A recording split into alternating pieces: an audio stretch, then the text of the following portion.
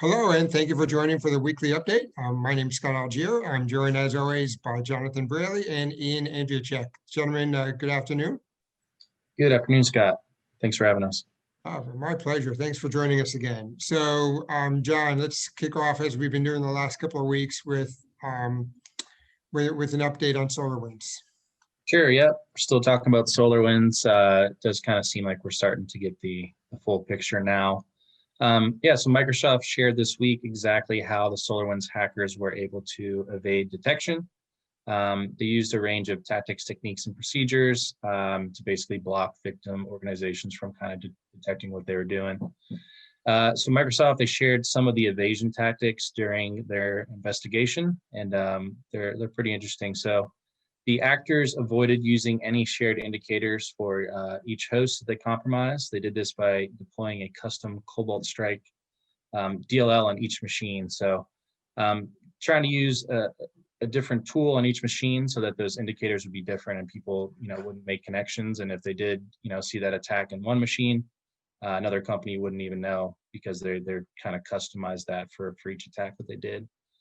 They also renamed their tools and binaries to match those of legitimate files and programs on each device. They used a utility called Audit Poll and were able to disable event logging during their activities. And then once they were done, they'd actually turn that event logging back on. So that kind of made it difficult to see what they were doing as well. They also would go in and change firewall rules, which helped minimize activity on certain protocols. And just like before, they would go back and remove these firewall rules as soon as they kind of completed their objective. So very sneaky, the stuff they're doing, and it kind of makes sense how they were able to avoid detection for so long. They also took their time. They disabled security services on a targeted host before they'd move laterally to it. And they used a technique called time stomping, which is where you can tamper the file details, like when a file was created or last edited. So once they would, tamper a file, obviously you would see like this has been edited in the past couple of days, but they were actually able to change those details to make it harder to see kind of what was going on. They also had wiping procedures, which helped keep their malicious DLL implants from being discovered. So they would kind of delete themselves after they'd kind of completed what they wanted. So we're still continuing to learn a lot of the details about this attack, but I just want to say great work by Microsoft for sharing some of these details. And supposedly they're going to be working with MITRE to get those TTPs added to the attack framework. So that'll be good as well as people kind of do their own investigations.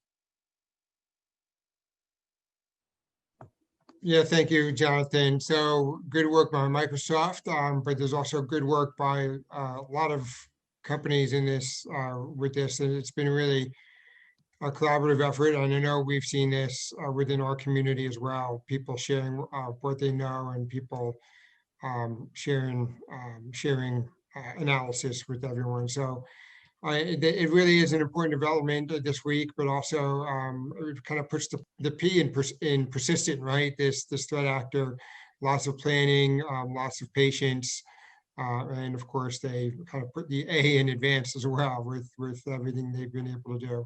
All right, so Ian, so Netlogon. So this is something we've spoken about previously, but it's something that we've been talking about within our communities as well, due to Patch Tuesday updates coming up. So what can you tell us about that?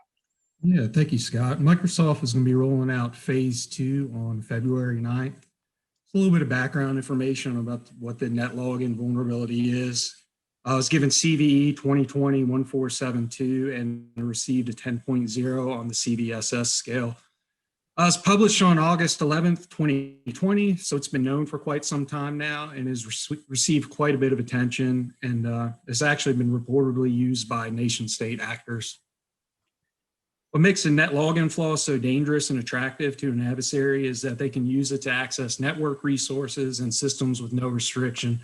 They accomplish this by impersonating accounts that have administrative rights.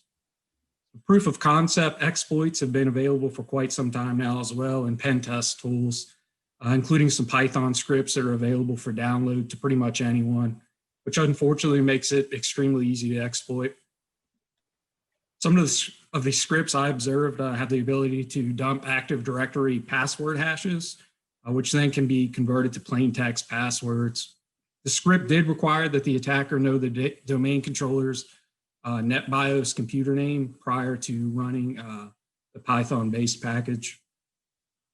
But once the user obtains the admin account credentials, they basically own the entire network, which is really, really bad.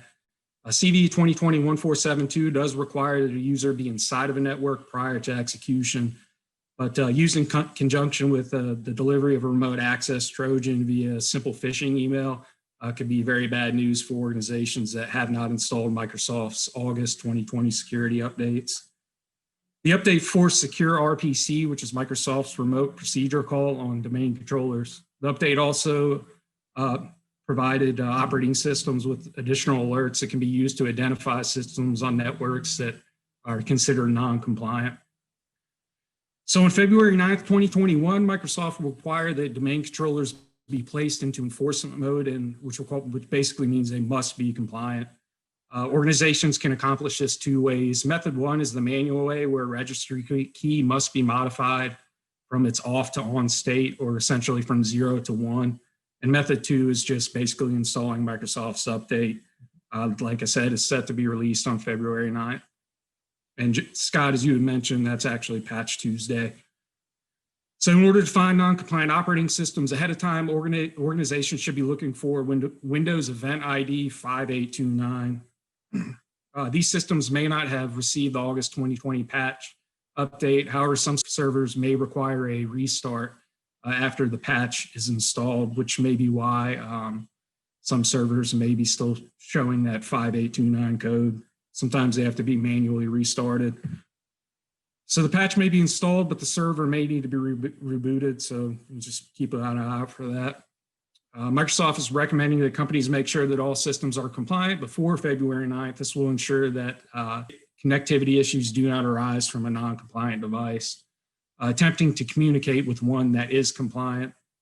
Organizations can also use event IDs 5827, 5828, and 5829 to identify any devices that are non-compliant and then apply any remedial measures accordingly. So it's definitely a good thing that Microsoft is forcing systems to become compliant, but the deadline is coming up soon. We can use these event IDs now to identify any problem systems fairly quickly before the deadline. The updates have been available since August. We just wanted to inform everyone that it's coming up quickly, and if you haven't patched now, it may be a good time to consider it. Yeah, thank you, Ian, for that. So this is something that we've been discussing within our community. We appreciate all of the conversations we've had with everyone to seeking clarity about what the update is and why February 9th is a big deal, big date. Microsoft has lots of information on their website as well on this for anyone who has any questions. Thank you very much, Ian, for that. You're welcome. Jonathan, so we have the last issue for this week is a DNSpooq, which is a DNSmasq vulnerability. So what do you know about this? Yes, there's several new vulnerabilities in DNSmasq that were disclosed by security consulting firm JSOF this week. So they're calling the vulnerabilities DNSpooq, and I think that's related to the DNSmasq where the vulnerabilities actually reside.